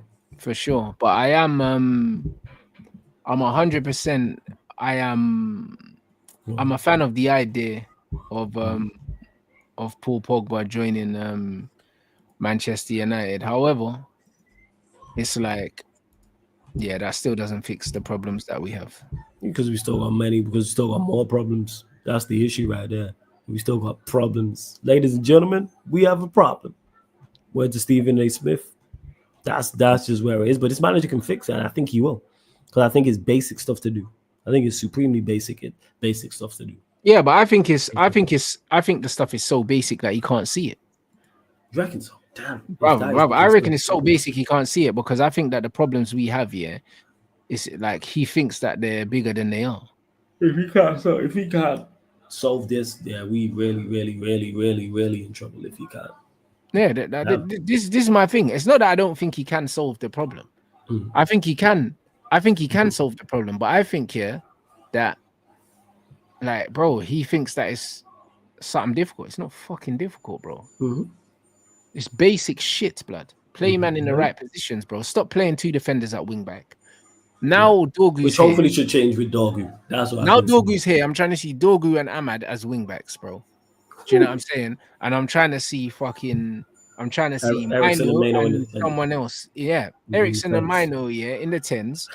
And And what? Let then me ask you this. Go on, Bruno sorry. and someone in the pivot, bro. Bruno and Ugarte in the pivot Just please or play Cass in whatever. the pivot. What do you That's think what it you is that do. Xerxes don't do that he doesn't like because he just seems to not want to play him? What do you think it is? Because I don't know what it is that he don't seem to want to play Xerxes. I don't know, bro. Do you know what I'm saying? Same. I do not know, and not only do I not know, Mm. but it's a red flag, blood. Mm. You know, like that, because the fact that you can persevere, yeah, with Hoyland for that long, yeah, but then you can't give Xerxes a run, yeah. Yeah. It's weird, isn't it? That's all I'll say. It's very Something's strange not right. because Hoyland isn't good at anything. Something's So not right. what did you see in Rasmus, yeah, that you had the patience for him, but you don't have the patience to let Xerxes play himself into form when he's actually been playing well anyway? Mm-hmm. Yeah, you're right. A man can say, oh, 100%. he doesn't run in behind, but bro, neither does Kobe, blood. Like, so why do you play Kobe? I think that's the main old thing. I think is just a message to say I don't rate either. Once I've said this, once a manager starts picking players in a position where there's players who play there and that player doesn't, it tells you all you need to know. It's like a manager having two centre backs on the bench and he plays a defensive midfielder there. He's But this is letting what I'm it be saying. known. Remember when Jose played McTominay at centre back? Lets you Like, know that he don't rate to the make centre a backs. statement, yeah, but it's like, bro, the statement that you're making, yeah, is you're disrespecting a player that you need to work with for the rest of the season. True. So why didn't you just bring Cheeto and just play him? Play him. I would have been cool with that. Do you know what I'm saying? Because if you said, you know what, yeah, I'm just gonna play Cheeto because characteristic wise, yeah, he's closer to what I want, yeah, I'd respect it. But what I don't respect, yeah, is the fact that you're playing Kobe Mino there and we lost, yeah. And it's like, even if Xerxes isn't the profile that you want right now, he's better than Hoyland. So just from the team, you should play him because you should want to win. And that ties back in. See, I noticed a lot of the things we've both said ties back into youth players. You just mentioned there, play Cheeto. Because if you played Cheeto there ahead of both of them, I would have been like, all right, cool. Even though I thought Mano did okay in the game, I'm like, you really don't rate these two. I don't know what it is with Xerxes. Yeah, but I bro, the understand why thing you don't is, play yeah, Hoyland. I don't get he it. hasn't given Xerxes, yeah, a run of games for him Nope. to turn around and say that it can't work because he hasn't given him a chance. The same way he didn't give Anthony a chance and he hasn't given Cass a chance. This is my problem. That's what He don't said make he no was going to sense. give everyone a chance. He hasn't given him one. That's what don't make no sense with the Xerxes thing. This is why I asked. Because I don't know what it is. The Casemiro thing, when it's not working, don't understand what it is. I don't know. And dropping them both tells you what he thinks of them both. To drop them both for Mano tells you what he thinks of them both. That's where I'm like, all right, play Cheeto though. Yeah, but it's disrespectful to the level that Agreed. Xerxes has been playing at, and it's disrespectful to the fans. You don't play a brother that hasn't played a professional game in the 9, yeah, ahead of someone who's actually been playing well there. Yeah, it's certain that he don't do that the manager doesn't like. And I don't know what it is. And I wish a journalist would ask him. I want to know why why Xerxes don't play. Yeah, but my thing is, why don't you just fucking coach, mate? That's what you're getting paid for. Yeah, true. Do you know what I mean? My man says it's speculation. What if the owner's making him play Hoyland? No. He's not making him play Hoyland, bro, because, bro, my man throws out Rashford and all these things. I don't think it's on the owners, bro. No.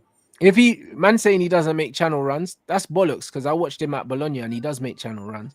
And also, yeah, he doesn't attack the box, bro. You know how you get a striker to attack the box? You just tell him to attack the box. You tell him to attack the box. And then you do drills in training to attack the box. You tell them. You know, like that. So I'd love to know what it is. Man saw the interview with Eric Dyer. You lot would have seen it when they asked him about the managers about Ange Postecoglou, and he said tactically, do you do a lot of tactical stuff in training? He said, nah, we just play how he wants us to play in the games in training. So we just do drills around how he wants us to play. And I know that for a fact because before Tottenham got Ange, I was watching a video on YouTube. I think it was with Celtic, where he was just getting these men to pass in certain patterns really quickly, almost mimicking a game, bro. And he just keep doing it. That's how Van Gaal taught us how to play.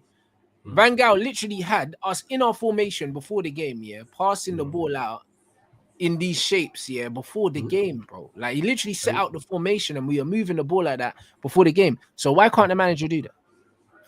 Hey. Like, bro, man is talking about instinct. It's not instinct, bro. Very few strikers, yeah, have attacking instinct. Very few of them have instinct, bro. Most of these men get into these areas, yeah, because they practice them. And Like, it coaching wasn't can be done. instinct, yeah, for Saka to be cutting inside, yeah, and spamming crosses to the back post. Do you know what I mean? Ethan does the same thing. You know why? Because there's probably a training drill that Arteta does where the wide players cut in and cross the ball. Oh, yeah, because you can. Because they It's need that like shit in it's, the game. yeah, so it's not an instinct because you can coach it. You can give instruction. That's your job to do. Do you know what I Like mean? I want you, hey, when such and such has the ball here, run here. Hey, It's bro, like, like how one do of the things Arsenal that score all these set pieces? Oh, instinct. All right, cool. We don't need a set piece coach then. No, but it's because it's coached. Instinct. Like Gabriel attack, like Gabriel, for instance, attacking the ball. It's like, no, you attack here. You make this run. They do that day in, day out in training. So you can do that with Xerxes. That's why it don't make no sense in regards to why he's not playing him, which I would love to know as to why the reason. I don't get it. It's crazy. If you want this brother, yeah, to attack the box, you should have a striker coach teaching him to attack the box. Because these men thought that Ruud van Nistelrooy was going to turn fucking Rasmus into Erling Haaland, bro. You know why? Because you can coach getting into the box. You can coach There's certain things you can coach.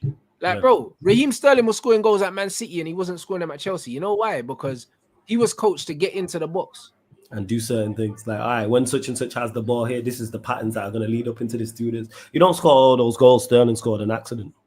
He's like one of the highest goal scorers in the Premier League. Yeah, but this is my point, bro. Like, people confuse certain things. You can't coach the first touch here that Højlund's got. He's done. No. But you can coach, yeah. Where he runs. You can coach, yeah, getting into the box, bro. You can't coach what man does when they're in there because that is instinct and stuff. But it's not instinct to getting in the box, bro. You can actually coach that. Yeah, you can coach runs. You can coach. Okay, you can literally coach runs. You can coach runs. The same way you coach set pieces. You can coach runs. You can coach like, hey, you know what? When Agate has the ball, you make this run here. Yeah. That can be coached. When the ball is in this area of the pitch, center circle, you make the run to the right. When the ball is on the left-hand side, you make a run into the left. That can be coached. Now, what he does once he receives the ball in the right channel or the left channel, I'm just using that as an example. Hey, when Ahmad has the ball, you drop in and try and make an angle for a 5-yard pass. When Ahmad has the ball, you run behind him to try and play a ball behind the center back, etc. Yeah. That's it. And this is the thing, though. This is it, bro. You can coach Xerxes to make runs, yeah, but you can't coach Rasmus to receive the ball and lay it off. That Xerxes does. He's got intangible stuff. So why is a manager persevering with a player that's got no talent? But and I'm hoping that Xerxes can't get a running game. Yeah, I'm hoping it's the end for him. With him playing main overhead, that we don't see Højlund anymore. Because this is why I wanted a striker. This is why I wanted a striker, because he don't want to play Xerxes, and Højlund's awful, and he don't seem to want to utilize the youth. So bring someone in. But now that's been and gone. But hopefully he turns this around, man. Because this can't continue. 100%. We just have to wait and see, guys, innit? But one thing I'm not gonna do, yeah, is I'm not gonna pretend, yeah, that it's all right to lose every week, bro. No, it's definitely not all right. No, definitely not all right. No, so I'm not with this whole suffering thing. Yeah, I'm not with that. Bro, there's ways to suffer, innit? I'm not with this whole suffering thing. I'm not with that whatsoever. Absolutely not. People can get to with that. No. People said that before it get worse before it gets better. No. Not in the slightest. Why does it have to be bad? Facts. Like, I'm just asking for us to be a competent unit, which now seems beyond us in the Premier League for multiple reasons. And it gets like that, man. Hey, guys, let's get these lights up, people, man. Do you know what I'm saying? We're 120 away from the lights target. Make sure you subscribe to Flawless's channel as well. The link is in the title. And make sure you subscribe to the Clips channel. The link is also in the title. We are closing in on 6K. We're like 5.98 or something like that. So we're right on the doorstep of 6K. What you got coming up, bro? And also, guys, let me know who's live as well. Yeah, I'm literally going to say that I'm about to go live straight after this. Well, that's where we're going then, isn't it? What is it? One Sarcasm City. I'll redirect straight there now. Yeah, the man, United, hate Amorim, make it enough. Word to my guy Eddie for the shit. Say no more. All right, cool. That's me, bro.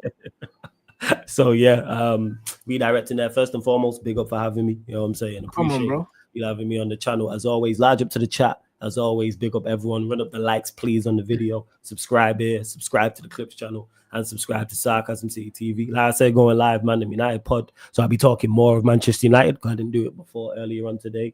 And then later on, 11:30 p.m., I got the United City show with my guy Vail. So I'll be interested to see what he's got to say after they got battered. I'm going to see how, that gubernatorial done manages to flip this one. And then LA Derby later tonight, people. It's 3 a.m. start on the playback. It's the Clippers versus the Lakers. So I'll be doing a watch along for that late one. So I'm looking forward to that. Shame Luka's not playing, but here we are. I believe he's injured, but yeah, man. Everyone who knows, I still can't believe that trade, man. I'm still just flummoxed. Oh, like, I've been seeing conspiracies that the NBA are doing that to increase their viewership and that. Some bamboo thing. It would make sense though. Now I'm seeing some shit about the Warriors trying to get LeBron and KD. Like, what the fuck? Say that. What is going on, man? Nah, bro. I don't know what's happening, man. I don't know. I'm at a loss, fam. I'm like, if the Warriors got LeBron and KD, bro, I can't wait. I hope staying so. Up. You know the ones that I'm staying I up. hope it happens. LeBron and KD, or KD to the Lakers. I'm just trying. I don't have a horse in the race. I just want to see super teams. Yeah, bro. I'm staying up, bro. Like, listen, you know what I mean? People say super teams are bad for basketball. I disagree. No, they're bad for basketball if you are a supporter of a team. I ain't a supporter of a team. I barely watch. Whoever I feel like, whenever I feel individuals. That's what it is. Right. I don't have there's no United over there. So I'm like, hey, super teams. Hey, I want KD on the Lakers, man. KD, Luka, and LeBron. Or KD, LeBron, and Steph at the Warriors. Yes. Yeah. Make it happen. Even De'Aaron Fox go into the Spurs to link up with Wendy. With it. One thing I'll say for free though, yeah. AD and Kyrie gonna cook. You reckon they'll be on spot? So who do you think won the trade? See, short term. Yeah, short term you think Mavs, long term Lakers. 100%. Yeah. Short term, the Mavs won the trade. Of course they did. Do you know what I'm saying? They 100% did. Long term, they didn't win the trade because Luka's only 25. Do you know what I'm saying? But bro, AD, and Kai, especially Kai now, being the leader and having his own franchise, bro, he's cool, bro. He's mature enough. He's at the age now where he's fine. It's just AD staying healthy. That's all AD got to do. Yeah, that's all AD got to do is stay healthy. That's all he has to do. So I think short term, Mavs definitely won that trade. Yeah, I'm looking forward to it, man. Luka to the Lakers is crazy, man. Yeah, that's what I mean. And obviously Clay's there as well. So Clay's there as well with the Mavs and that. Come on, bro. I think it's all right, man. I think it's all right. I can't wait, man. I think that the NBA are cooking the books, blood. You reckon they cooked the books thing and was like, hey, get him to the Lakers type of thing? Oh, they're cooking this thing because they want people to start watching again, bro. I need it, man. And they play the Mavs the end of this month as well. Yeah, in LA. And I can't wait till the Lakers go to Dallas. Yeah. You know what I'm saying? I can't wait, man. Hey, I need a series, man. If they smart, they will cook that. Lakers Mavs 7-game series in the playoffs. Like the last game in Dallas. Yo, I'm all for the storylines like it's wrestling, man. Yeah, bro. But listen, I'm here for it, bro. I mean, nothing's real anymore anyway, so fuck it. You know that's the way it is, bro. I hear you, man. Nothing's real anymore, blood. You know what I mean? Yo, you lot, make sure you hit a rants raid. In Flawless's stream, people. You already know what it is. And then obviously tomorrow, Red Talk with Saeed and Mandem Talk. So tomorrow is due to go off anyway. You man already know what time. Yeah, tomorrow is gonna be absolutely crazy over there on that show, yo. Yeah, man. I mean, big up everyone inside. Run up the likes here. Make sure you like Flawless's stream. Appreciate it. Man.